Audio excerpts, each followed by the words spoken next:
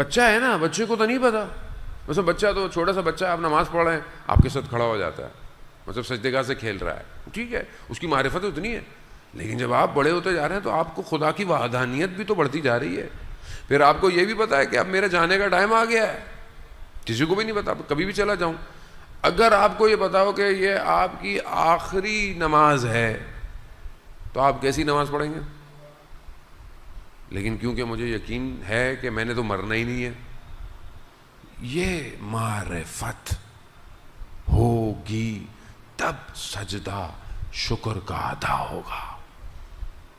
جب انسان نعمتوں کو سکین کرے گا تو سجدہ, یہ پہلی چیز ہے کہ جو خدا کے عمل پہ راضی ہو جائے خدا اسے یہ شکر دیتا ہے. اور جو ذرا سا شکر کرتا ہے خدا اس کے لیے اپنے دروازے کھولتا رہتا ہے. کیونکہ بہرحال خدا بھی تو دیکھ رہا ہے کہ یہ بندہ میری ہر نعمت پر شکر کر رہا ہے. مشکل آئی تو بھی شکر کر رہا ہے, نعمت مل گئی تو بھی شکر کر رہا ہے. دیکھیں یہی تو فرق ہے. شخص جو ہے وہ امام جعفر صادق علیہ الصلوۃ والسلام, اللہ صلی علی محمد,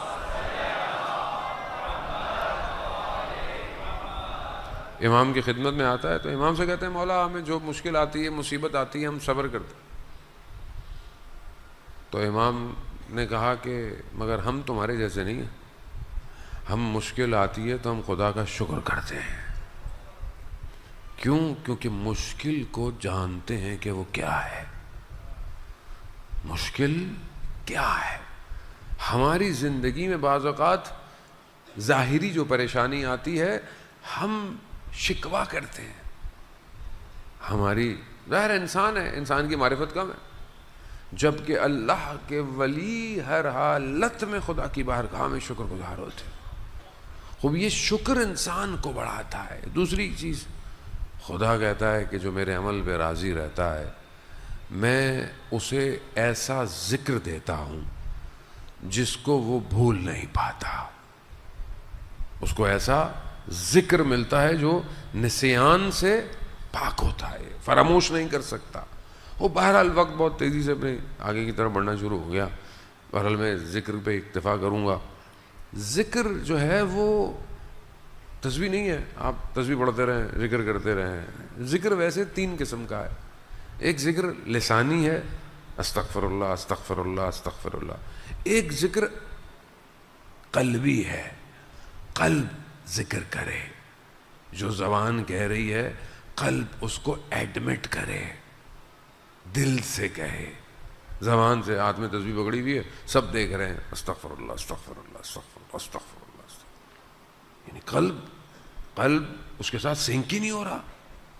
ایک ذکر اعضاء و جوارح کا ہے, یعنی کیا؟ یعنی آنکھ بھی استغفار کرے. آنکھ کے استغفار کیا ہے؟ یعنی جہاں گناہ نظر آئے آنکھیں بند ہو جائیں. حالت ذکر تو یہی ہے نا. یہ تھوڑی کہ آپ نے وہ آج کل تو ڈیجیٹل تسبیح لوگوں نے پکڑی ہوئی ہوتی ہے, ٹھک ٹھک ٹھک. پہلے تو وہ ٹھک ٹھک والی آتی تھی. ہم شروع میں جوانی میں جب اللہ نے ہمیں ہدایت دی تو ہم نے سب سے پہلے وہ تسبیح پکڑی جس میں وہ 3 ٹھک ٹھک ٹھک ہوتے تھے. تو ایک دفعہ ایک مرشد کی خدمت میں بیٹھے ہوئے تھے اور ہاتھ میں تسبیح تھی, تو انہوں نے بڑی پیاری بات کی. اس دن سے میں نے تسبیح ہٹا دی. انہوں نے کہا کہ ذکر ایسا کرو جو ایک دفعہ ہو مگر وجود میں جذب ہو جائے. اللہم صلی علی محمد وآلہ. البتہ یہ جو ذکر ہمیں کہا جاتا ہے 70 دفعہ کرو 100 دفعہ, اس کی اپنی ایک خاص اہمیت ہے. اور یہ جو بعض اوقات آپ دیکھتے ہیں ادھر سے میسج آ گیا ادھر سے میسج آ گیا, یہ اتنی دفعہ پڑھ لو اتفاق, یہ اوتھنٹک نہیں ہے. اوتھنٹک مفاتی ہے, مفاتی الجناح اوتھنٹک ہے. جو چیزیں ائمہ سے ہیں, ایسے معاشرے میں تو ہر چیز ہی ٹہل رہی ہوتی ہے, اتنی دفعہ پڑھ لو, یہ اتنی دفعہ پڑھ لو, یہ اتنی پڑھ لو. ہر پڑھائی اچھی نہیں ہوتی, کیونکہ بغیر ڈاکٹر سے پوچھے گولی نقصان دہ ہوتی ہے. اس لیے جو بہرحال جو واجب ذکر ہیں وہی کر لیں کم از کم.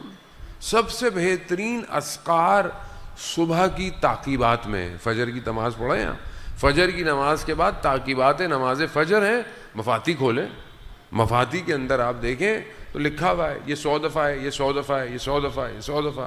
خوب، کیونکہ اس ٹائم کو ڈیزائن ایسا کیا گیا ہے کہ اگر آپ اول وقت فجر پڑھیں تو طلوع تک آپ حالت ذکر میں رہیں گے. لیکن یہاں تو فجر بھی تو نیند آتی ہے آدمی کو، اور آدمی پڑھتا بھی ہے، تو چلیں بہرحال جتنا بھی ہے تھوڑا تھوڑا انسان جو ہے پڑھتا ہے. اب یہ جو حالت ذکر ہے، اب یہ ایک لیول ہے ذکر کا. اب لیول اور تھوڑا اوپر جائیں. ذکر اصل میں حالت ہے، ایسی حالت ہے جس میں بندہ اپنے آپ کو اپنے رب کے سامنے حاضر سمجھتا ہے، اور جب وہ اپنے آپ کو اپنے رب کے سامنے حاضر سمجھے تو وہ دائم الذکر ہوتا ہے، یعنی ہمیشہ ذکر کی حالت میں. کیونکہ پوری کائنات ذکر کر رہی ہے. یسبح للہ ما فی السماوات و ما فی زمین اور آسمان کیا کر رہی ہے؟ تسبیح پڑھ رہی ہے، ذکر کر رہی ہے. تو جب انسان حاضر ہو جاتا ہے تو یہ سارے اذکار اس کو سنائی دینا شروع ہو جاتے ہیں. اس کا وجود، اس کے آپ کے میرے آرگن ذکر کر رہے ہیں، ہمیں آواز نہیں آ رہی، ذکر کر رہے ہیں وہ. کیونکہ وہ اپنے مالک کو پہچانتے ہیں. ہم اس کے مالک نہیں ہیں، یہ تو ٹیمپریری ہے کہ یہ میرا ہاتھ ہے، یہ ہاتھ میرا تھوڑی ہے. یہ قیامت میں جس کا ہے اس کو گواہی دے گا، سب بتائے گا، سچ بتائے گا، کہاں کہاں گیا، کیسے کیسے گیا. نگاہیں بتائیں گی کہاں کہاں یہ اٹھیں، کہاں کہاں اس نے اٹھایا مجھے. کیونکہ مالک وہ ہے. یہ جو دائم الذکر ہے، یہ کیفیت جب انسان پہ آتی ہے تو انسان آیات الہی کو دیکھتا ہے، اسے اللہ کی نشانیاں نظر آنا شروع ہو جاتی ہیں. کربلا میں جو لوگ تھے وہ دائم الذکر تھے، ان کے بدن کٹ رہے تھے مگر ان کو تکلیف نہیں تھی. کیونکہ وہ اس ذکر کو دیکھ رہے تھے. کون سا ذکر؟ قرآن میں الا بذکر اللہ تطمئن، آگاہ ہو جاؤ، اللہ کا ذکر دلوں کو اطمینان دیتا ہے. چھٹے امام سے پوچھا شخص نے، مولا یہ کون سا ذکر ہے جو دلوں کو اطمینان دیتا ہے؟ امام نے کہا نحنو ذکر اللہ، ہم اللہ کا ذکر ہے. کربلا میں کون تھا؟ امام، اللہ کا ذکر. اور جو ذکر کو اس کا وجود ٹکڑے ہو جائے، اسے احساس نہیں ہوتا، ظالم ہوتا. اب ہم بھی اپنی زندگی میں یہی احساس کریں. ہماری زندگی میں بہت پریشر ہے، بہت ساؤنڈ ہے، بہت نوائز ہے، اتنا شور ہے ہماری زندگی میں. آپ بھی سوچیں، روڈ پہ چلیں الگ شور ہے، گھر میں بیٹھیں الگ شور ہے. اور انسان اس شور کا اتنا عادی ہو گیا ہے، اس کو کائنات اور عرش کے اذکار سنائی نہیں دیتے. ہم نے اپنے آپ کو اتنا بھر لیا ہے، اتنا بھر لیا ہے. غیبت، تہمت، جھوٹ، یہ سب کیا ہے؟ یہ شور ہے نا، یہ میرے وجود میں شور ہے. ہم جو بیٹھے ہوئے اس ٹائم ہمارے وجودوں میں شور ہے. اگر اسکرین آن ہو جائے نا ہمارے اندر کی، پتہ چلے گا ہمارے اندر کتنے ساؤنڈ ہیں.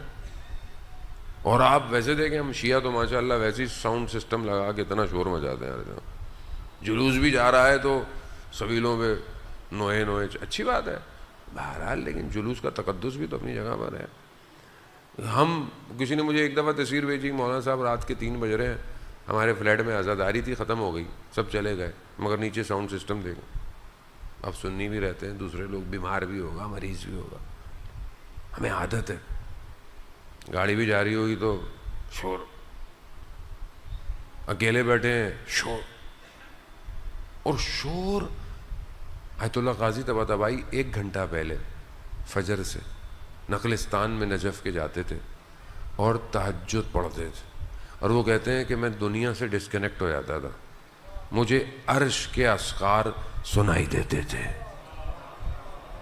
عرش کے اذکار. میں نے کبھی کوشش کی کہ مجھے بھی تو کچھ سنائی دے، کوئی پتا وتا مجھے بھی بولتا ہوا نظر آئے، لا الہ الا اللہ. کیونکہ ہمیں اتنا مادے میں پھنسا دیا ہے.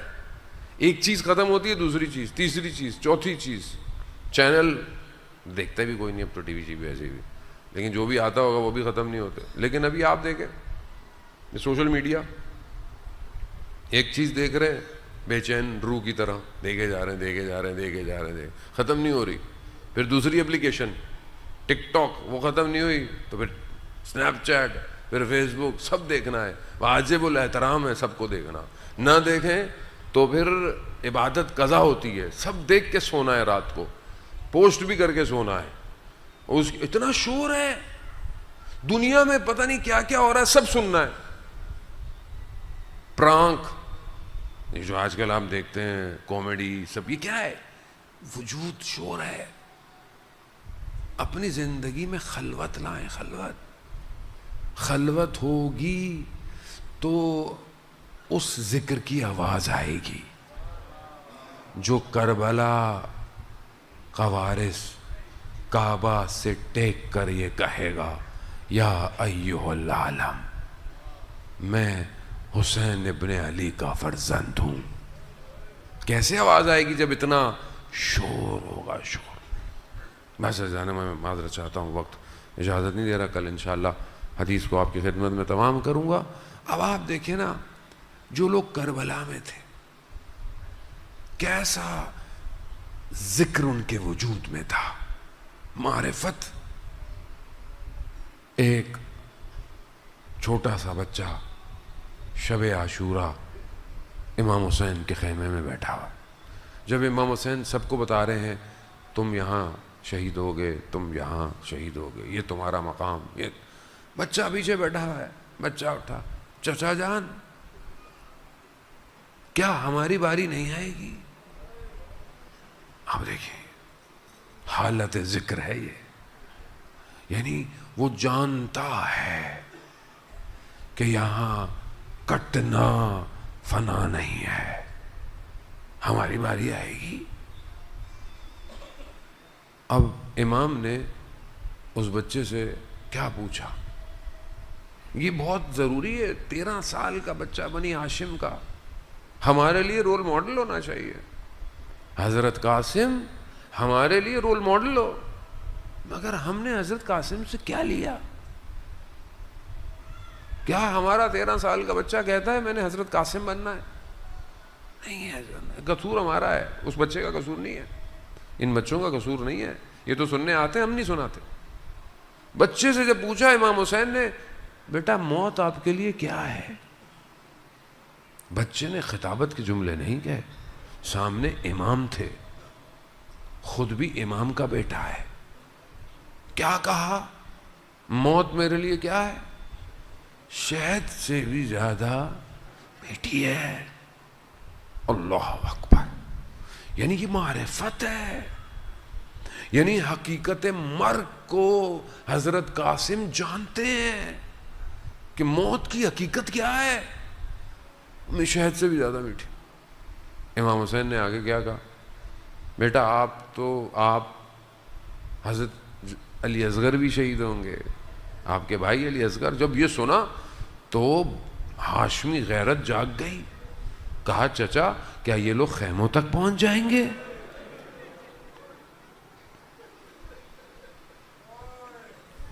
امام نے کہا کہ نہیں بیٹا، ہم خود علی اصغر کو لے کے جائیں گے.